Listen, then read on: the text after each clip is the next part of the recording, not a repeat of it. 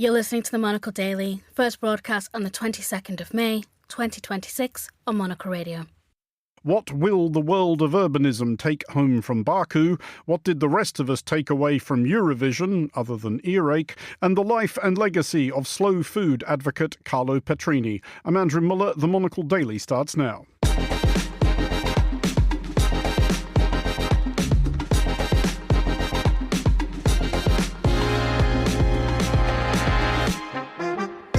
Hello and welcome to the Monocle Daily, coming to you from our studios here at Midori House in London. I'm Andrew Muller. My guests Carlotta Rebello, Ivan Carvalho and Robert Bound will discuss today's big stories. We'll have our daily weekly quiz and our regular assessment of what we've learned since last time we did this. Stay tuned, all that and more coming up right here on the Monocle Daily.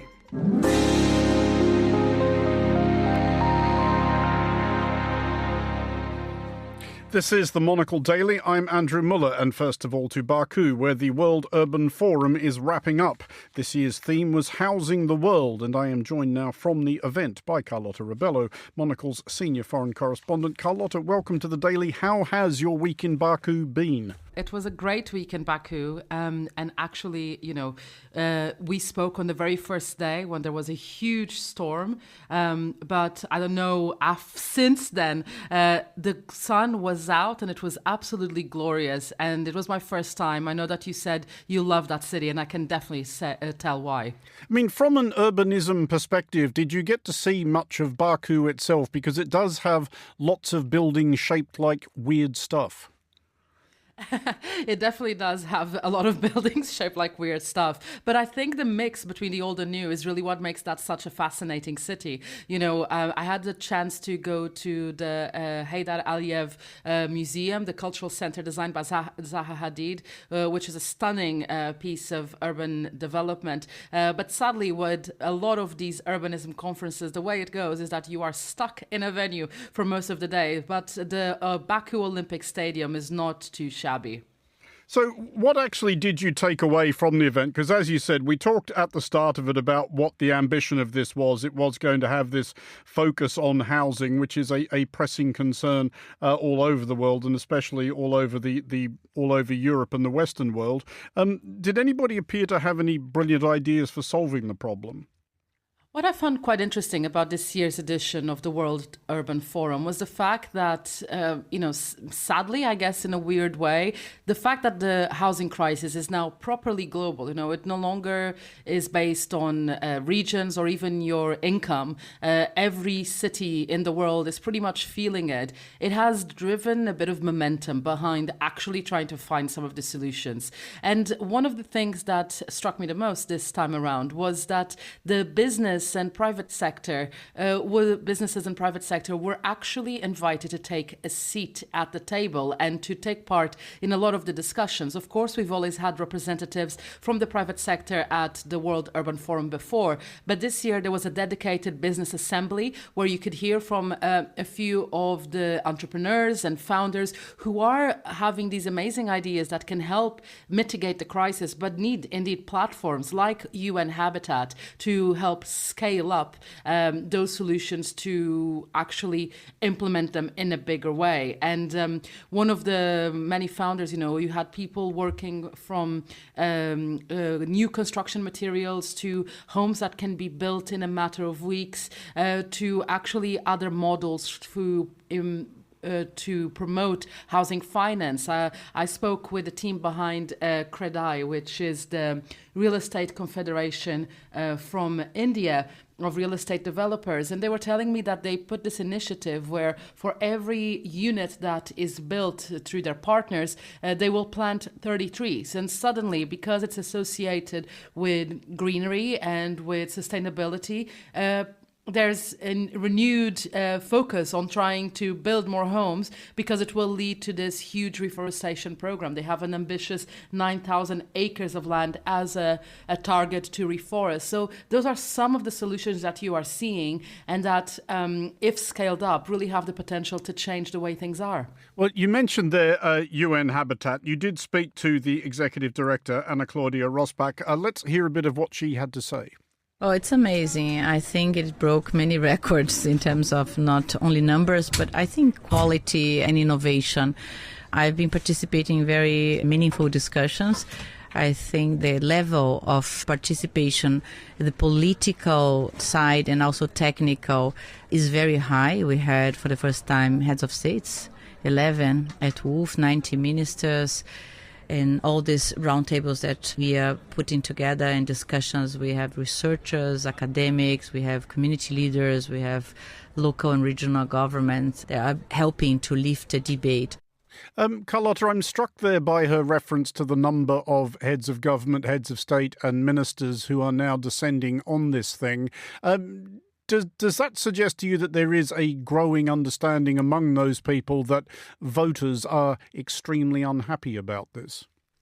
Absolutely, Andrew. And I think it points to a bigger thread, which is the fact that unless housing becomes part of the national agenda, in a lot of contexts, it's difficult for these solutions to be implemented. You know, we know that mayors and local governments do have a lot of power and they're the best position to address the issues of their own cities. But in a lot of contexts, it's only through some measures being codified and solidified in national either constitutions or law or initiatives that actually drives everyone else around them. And we actually got updated numbers this morning as the forum concluded. So in total, it was 11 heads of state, 88 ministers, 76 deputy ministers, and 130 mayors. And it was the most attended ever World Urban Forum with 50,000 participants. So it really is showing that this push on housing is affecting everyone, and everyone wants to gather to find solutions. Speaking of which, one of the people and those founders that was there trying to meet stakeholders and scale up his business was Prasoon Kumar. Now, he founded this company called Billion Bricks, where essentially is building homes that create more energy that they consume, which means that after a while, they finance themselves. Let's have a listen. Housing, typically mortgages are 20 to 30 years, which means that if we were to do something like a solar farm on top of homes, then we can recover the cost in 7 years, but we've got additional 14 to 21 years of this extra money that we could use for housing, which is difficult to finance. So that's the germ of the idea. And so I did houses where they produce about 4 to 5 times more energy than they consume. And the energy can then be sold to partially finance the mortgages on the homes. I mean, Carlotta, that sounds like a brilliant idea if he can get it to work. Did you get any sense from him about how far away Billion Bricks is from being able to do this at scale, or what it might need to be able to do that? So they're now moving on to one of their biggest projects. They've delivered individual units, a couple of them, but now they're moving into creating an entire neighborhood in the Philippines, which will deliver enough homes. I think the number was something like 541 for a community of 2,500 people. So that's a significant number. And if that goes in a successful way, it really shows how this model can be, self-sustained in all senses, both in senses of the energy it consumes, but also the way it is financed, and addresses a lot of the gaps that some might have in terms of trying to deploy these things. I want to leave you with a number as well, Andrew, that stuck with me throughout the week. And every single session that I attended, this number of 2.8 billion people kept coming up. That's the number of people who are estimated to live in inadequate housing. And it means that in order for this crisis to be solved, 96,000 units needed to be built every single day throughout a year. So you can just see it's quite a daunting number, and one that really puts this crisis in focus. Carlotta Rossbach in Baku at the World Urban Forum. Thank you for joining us. You're listening to The Daily on Monocle Radio. Now, the world of food, in particular the world of slow food, is mourning the passing of Carlo Petrini, who has died at the age of 76. His movement in favour of traditional, sustainable and leisurely eating had its gestation in protests in the 1980s against the first incursions into Italy of a well-known American fast food enterprise. Well, I'm joined now with Monocle's Milan correspondent, Ivan Carvalho. Ivan, it occurred to me that this idea Carlo Petrini had of slow, leisurely, sustainable food was understood by everywhere else as differently to how it might have been understood in Italy. In Italy, this is kind of just how people eat, isn't it?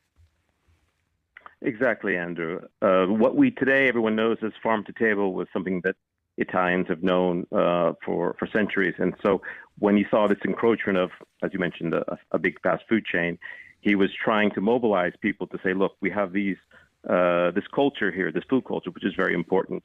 And that is, I think, the key thing here is, as he's often said, he said taste is like identity and that it has value only when there are differences. And to show the many differences in food, whether it's a cheese producer or a producer of smoked fish or something, that you want to be able to have that taste which are different, because he was afraid of the homogenization of taste, where all our sort of taste buds are becoming sort of accustomed to the same things now, whether we go to a supermarket and buy, say, a fish in a package that's come from far away, and it's kind of bland on the palate. I mean, does he strike you as somebody who started out intending to lead any kind of revolutionary movement, or did those early protests just develop a life of their own? Well, he was active as a journalist also, and he saw the groundswell and appeal. I mean, he has, beyond Italy, we have to understand that slow food has a following beyond the borders, with countries through Slow Food International. Of course, there in the UK, we know that King Charles has long been a fan and attended the first inaugural event called Terra Madre, which was this biennial event in Turin, celebrating, food cultures, not only Italy, but elsewhere in the world. And I think that's important to remember. I mean, how is his passing being observed in Italy, though? Had he acquired sort of national hero status, or was it mostly something that had an impact overseas? No, he's sort of a pillar in Italian society. There were statements today by President Mattarella. I mean, he's a figure now that, as food culture has exploded with say, in television, with MasterChef, there's a lot more focus now on the chefs and the celebrity side. But he's still there in the background, and just from the events that he's created, and also he's created a university here in Italy, which is not just, people might think it's a culinary school, but in actuality, it looks at the food chain, because that's what he was most concerned about, was looking at food suppliers in places that were maybe losing their traditions, because there was like a small alpine hamlet that would make a raw milk cheese, and it's been there since medieval times, and because of competition and agribusiness, there was a threat of that being lost. And I think that still resonates today, and that is key to his legacy. Is that conversation he started, though, still a live one in Italy? Because, of course, as anybody who goes to Italy knows, it's not like Italy is not very well served with fast food chains from the United States and elsewhere. No, I mean, that's true. I think when you look at today, the younger generation, I think there's going to be a bit of a fight there to show them the way that, when the teenagers, I have a teenager who obviously will sometimes frequent these places, but then you lead them into these tastings. For example, cheese is another event that they created through the Slow Food movement, where you meet producers from all over the world, and that's where my kids' palates wake up and they say, aha, there are other things out there beyond the standard cheeses, even, for example, Parmigiano Reggiano, which is quite well known in Italy and abroad, that they start to understand, slowly, that there are tastes out there which they haven't explored yet, and they could be intriguing, and then they get them down a road to discovery. Ivan Carvalho in Milan, thank you very much for joining us. You're listening to The Daily.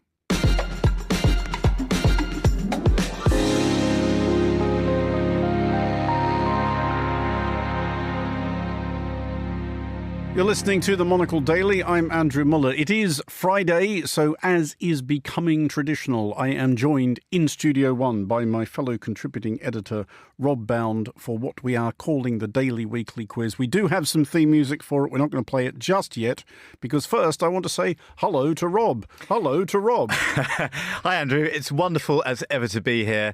And as normal, we can always hear the sounds of the world around us, not perhaps in Studio One, but I feel that at this point on a Friday afternoon, evening, morning, wherever you might be in the world, I can feel factories grinding to a halt. I can hear hostelries go quiet and pint glasses put on bars as everybody turns up their radios to listen to the Daily Weekly Quiz. And everybody, Rob, is wondering, is this Rob Bound's week at last? Because one of our colleagues, Christy O'Grady, in an act of frankly exquisite cruelty, actually ran the numbers on the first 6 of these. It's not going well, Rob, or at least not for you. Do you want to read out the scores on the doors? The exact numbers don't really matter, Rob. I think just as long as everybody understands that I'm best. I like that you've used it's an overuse perhaps of the word "run the numbers" on a multiple choice Friday evening quiz, but let's go with it. It's not like we're not taking it seriously. Well, so it's glad that other people are. Indeed. Now, on that thought, shall we cue the theme music?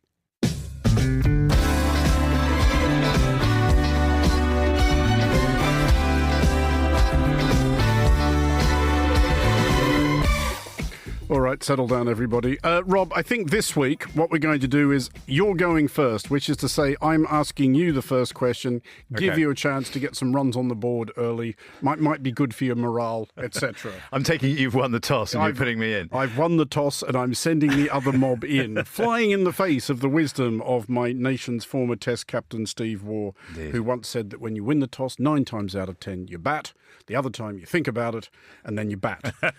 But anyway, I'm doing the other thing. So the first question I put to you, Rob, is this. There is a theme is going to emerge fairly swiftly with my 3 questions this week. Much depends on what you were watching on Saturday night.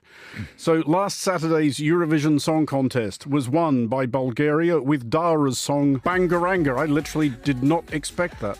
You thought about it and it happened. Yeah, I neither expected nor wanted it. But there we are. That is Dara's song Bangaranga, current Eurovision laureate. Yep. My question to you is this, Rob. Which of the following nonsense song titles is not another genuine Eurovision winner? So 3 of these are genuine Eurovision winners. 1 isn't. Your task is to spot the one which did not win Eurovision. Was it A, La La La by Maciel of Spain? Was it B, Da Da Da by Trio of Germany? Was it C, Diggy Loo Diggy Lay by Harry's of Sweden? Or was it D, Ding a Dong by Teachin of the Netherlands? So there are 4 songs there. Yeah. 3 were Eurovision winners. La La La, Da Da Da, Diggy Loo Diggy Lay and Ding a Dong. Which was not a Eurovision winner? So when I asked you the Shakira question last week, we were merely prefacing this imbecilic song title challenge, weren't we? We were building up to it. These are all beguiling choices. And the second one sounds like a police song. Half of a sort of police song. their calypso number. I'm going Diggy Loo Diggy Lay. C? Yeah. Wrong. Diggy Loo Diggy Lay by Harry's of Sweden did win the Eurovision Song Contest. I have not written down which year it was, but in my defence, I don't care. The correct answer was Da Da Da by Trio of Germany, which was an actual real record. It's a real song. And unbelievably, inexplicably indeed, was a worldwide hit in 1982. That's Da Da Da. That's the one.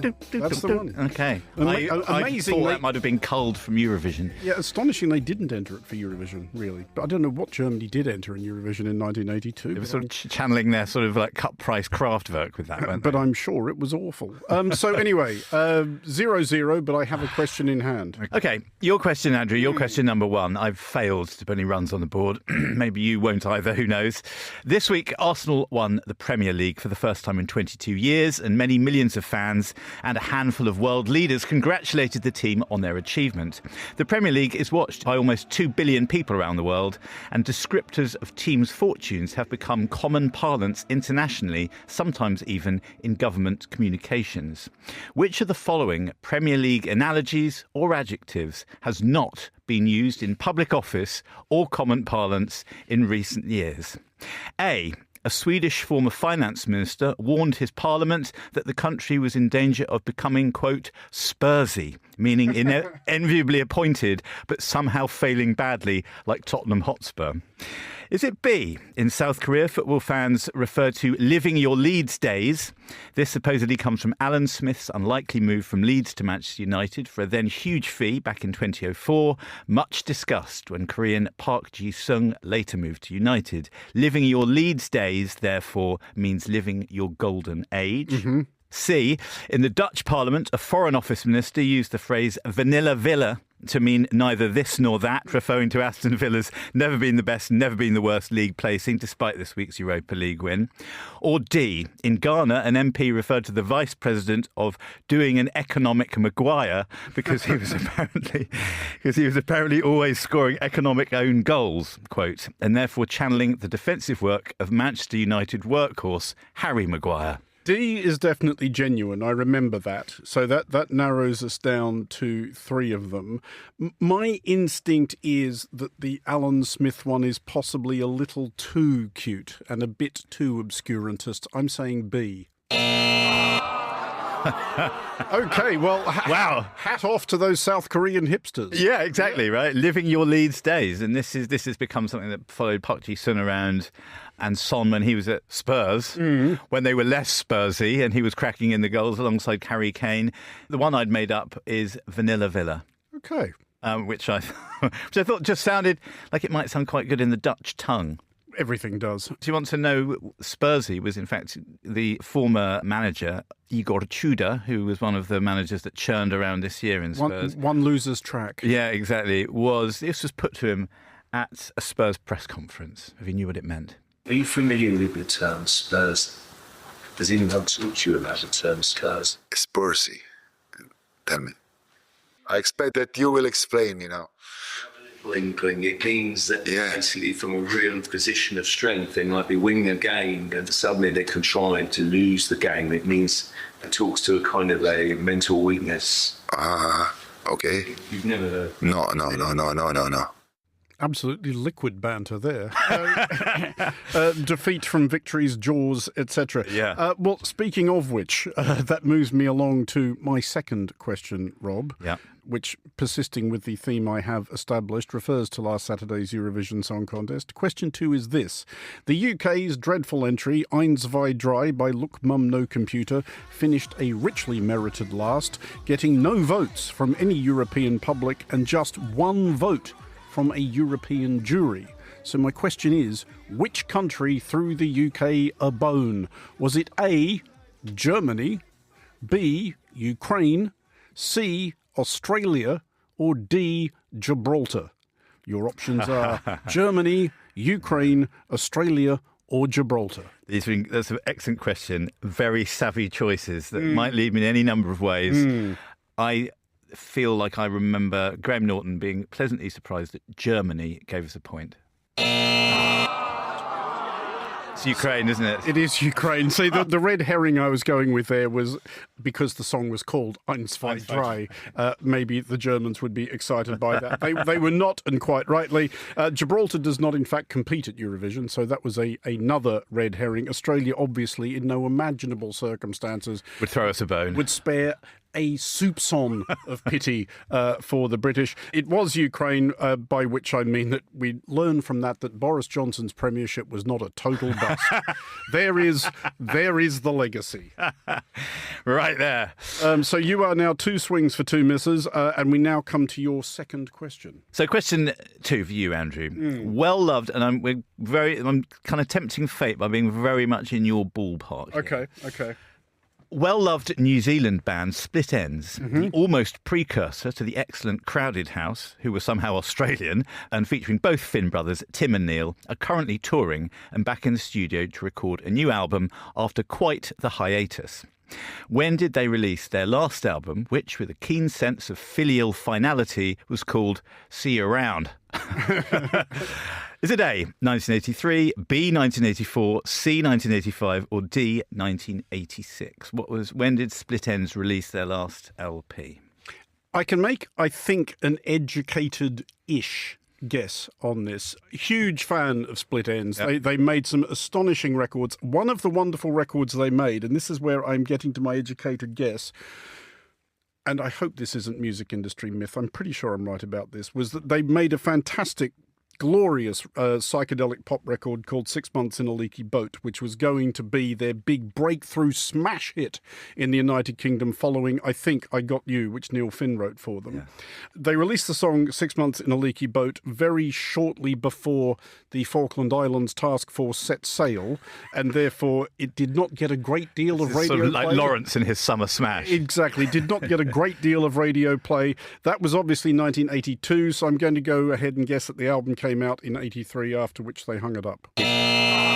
Incredibly well, and I know you love this group. It was 1984. It's a tough one to give you a year. I thought this would be sort of imprinted on the Muller memory. Infuriating. So I'm afraid, Andrew, it was 1984. As I said, you could say it was going to be their final record, at least as Sprit Ends, because it contained a Neil Finn song called I Walk Away, and as I say, the album itself was called See You Round. And the band are touring for the first time in 17 years. They played Perth today, Australia time. And Adelaide, they're playing on the 25th. And why don't we have a bit of the brilliant 6 Months in a Leaky Boat? I remember you by thunderclap in the sky, lightning flash, tempest flare round the world. If you dare, I just spent 6 months in a leaky. Yeah, their protestations at the time that this was very much a metaphorical boat did not do them any good, regrettably. Nice to hear that on the show, though. It is. It's an absolute belter. And honestly, listeners unacquainted with the Split Ends oeuvre, it will not be a waste of your time to remedy that. Yeah. That moves me on to my third question. God, this has been an absolute bust so far. This is still 0-all. It's all to play for. So I have another Eurovision-related question, though this is not so much about the contest itself as the aftermath. And the question is this. Which Eurovision contestant nation has, as a result of this year's contest, been mired in scandal and beset by uproar, occasioning the resignation of the director of its public broadcaster? Is it A, Moldova, B, Serbia, C, Greece, or D, Albania? Which of those countries has there been uproar, scandal, brouhaha, etc., and has the director of the national broadcaster quit in shame? Well, I don't know this news story. I don't remember Greece participating in this year's. Yeah, I can't remember either. They may have. They may. It does meld into one thing. I think it's tricky to be a Serbian pop star somehow. I'm going to just simply go with Serbia. It is Moldova. It is Moldova. A delightful country, by the way, to which I am returning next week. I mean, I presume this is to go for an interview for the job of being the head of the SAC broadcasting service. Honestly, I don't know what the hours are. It's been nice working with you, Andy. Well, exactly, yes. I'm going to take up my new role as director of Teleradio Moldova. No, there is a thing in Moldova, as there is in quite a lot of Eastern Europe in particular, and indeed in Scandinavia, the regional bloc vote. Everybody just assumes that everybody will give 12 points to everybody else. But the Moldovan jury only gave 3 points to Romania, whose entry did, in fairness, suck. But the public gave Romania the usual maximum 12. Yeah. So there's been a whole thing about this. Vlad Turcan, for it is he, who has resigned as director of Teleradio Moldova, also lamented the fact that the jury gave no points to Ukraine. He said, our stance toward Ukraine is not one of 0 points, and our feelings towards Romania can only be ones of love. Now, I have run the numbers on this as well. Moldova's votes would not have got Romania out of their distant-ish third place overall, so it didn't make a difference to the result. Moldova finished 8th, creditably, with Satoshi's Viva Moldova. Yes, I remember this. But Romania gave that only 10 points, not 12. Romania did give their 12 points to Australia. Romania, if you're listening, thank you for that. Well, so I'm still on 0. Yeah, still on 0. 0-0. I can snatch it with the last question. OK, question 3. Staying in Australia this week, a man genuinely named Reese Smoker bought a bag of salad from a Woolworths store in Esperance in Western Australia. Well, that was his first mistake. And found he'd got, well, more than he aspired to in the form of a green tree frog hopping about amongst the leaves. He released the frog into a pond near his home, but not before giving it a name. What did Reese name the frog? Was it A, the Chad? Was it B, Shane? Was it C, Travis? Or D, Greg? Which of those might a man from Western Australia have knighted a frog before he put it into the pond? That's a good question. I have never been to Esperance in Western Australia. In fact, I've never been to Western Australia. Which does sound ridiculous. Anyway, so the Chad is an annoying Americanism, which might actually mean it's more likely. I like, however, just the bald utilitarian nature of calling a frog Greg. Is that your final answer? That's my final answer.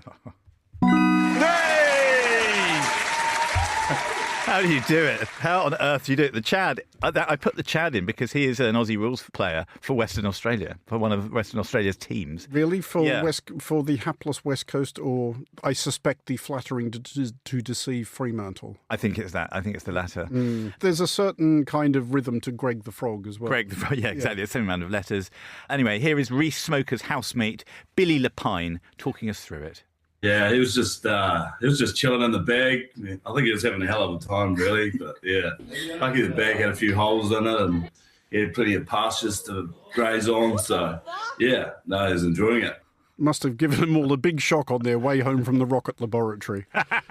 Anyway, Aussie on Aussie banter is fine. I don't think I'm going to put my hand through the cage. Rob, I've done it again. Done it again. 1-0 to Andrew Miller. You and arguably our listeners do get a bit of a respite next week, however, because I will not, as I have foreshadowed, be here unless something goes catastrophically askew. So we will reconvene a fortnight hence. For the moment, I shall look forward to it. For the moment, Rob Bound, thank you for joining us.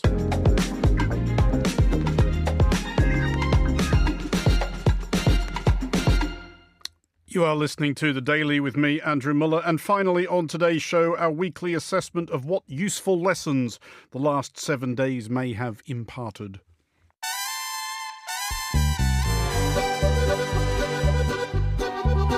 We learned this week of the setting of another of those records, which are, if we're being honest, there for the taking by pretty much anyone who can really be bothered, and these always ease us in nicely. Am I right? I think so.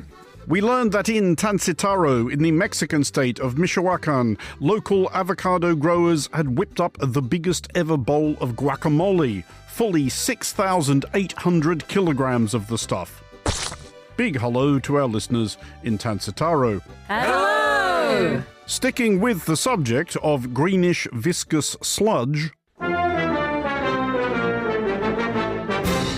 we learned north of the Rio Grande that the swamp was being inexorably drained.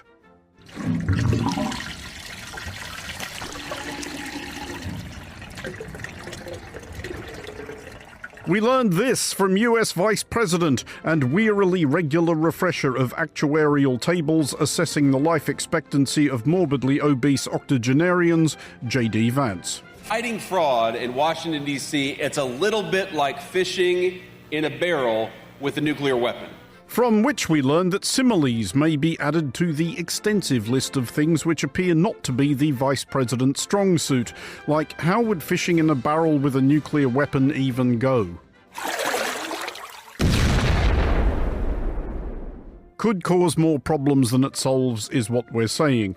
But we learned that if there was a case of corruption to be found in the nation's capital, Vance was on it like hillbilly elegy on any discerning list of the 21st century's stupidest books. Every single day, my staff will bring me new reports of the ways that you're being defrauded.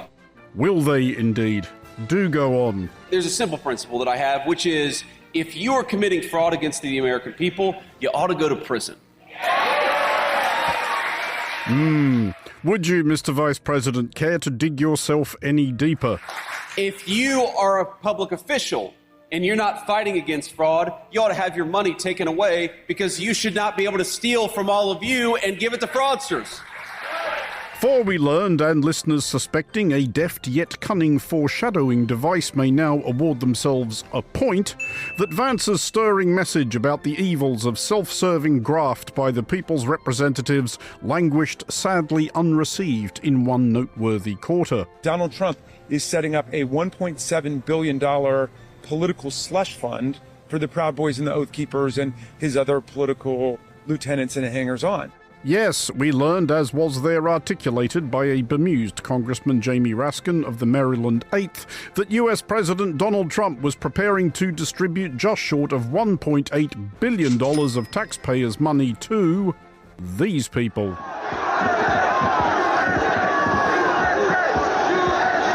Those people being specifically the mob who stormed the US Capitol building on January 6th, 2021, with a view to forestalling the certification of a presidential election and perhaps for good measure stringing up the vice president who was declining to play along.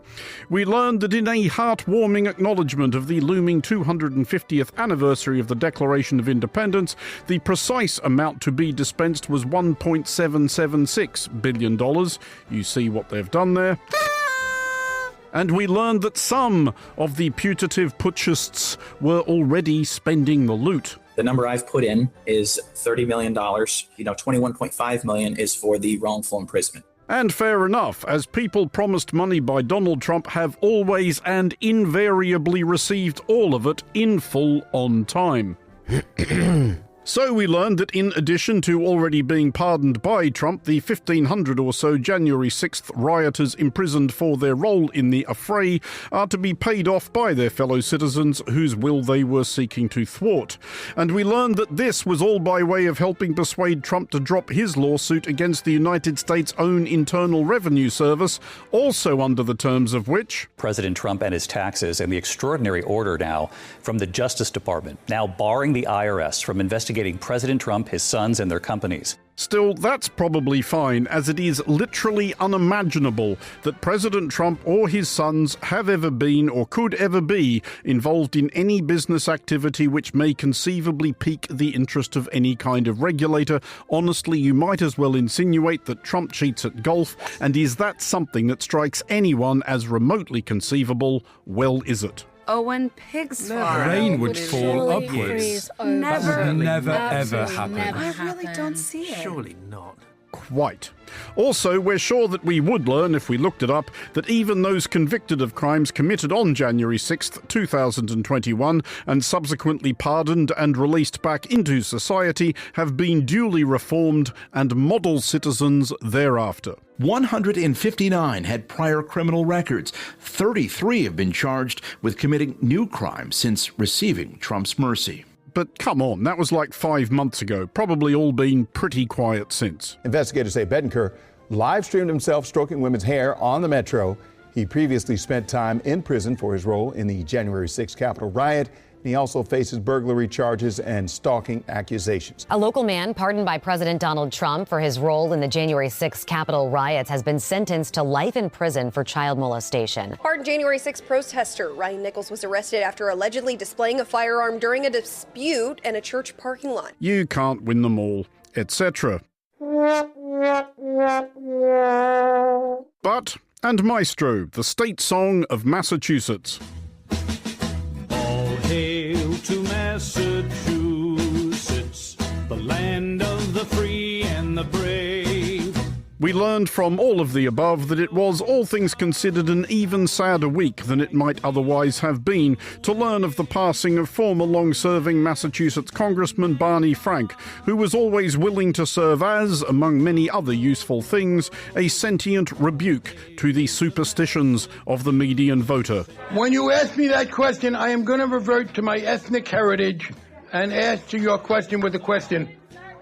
On what planet do you spend most of your time? Encore, etc. Trying to have a conversation with you would be like trying to argue with a dining room table. I have no interest in doing it. The land of Pilgrim's Pride. And that is all for this edition of the Monocle Daily. Thanks to our panellists today, Carlotta Rebello, Ivan Carvalho and Robert Bound. The show was produced by Tom Webb and researched by Josefina Astrid-Nagler-Gomez. Our sound engineer was Steph Chungu. I'm Andrew Muller here in London. The Daily returns at the same time on Monday. Have a great weekend and thanks for listening.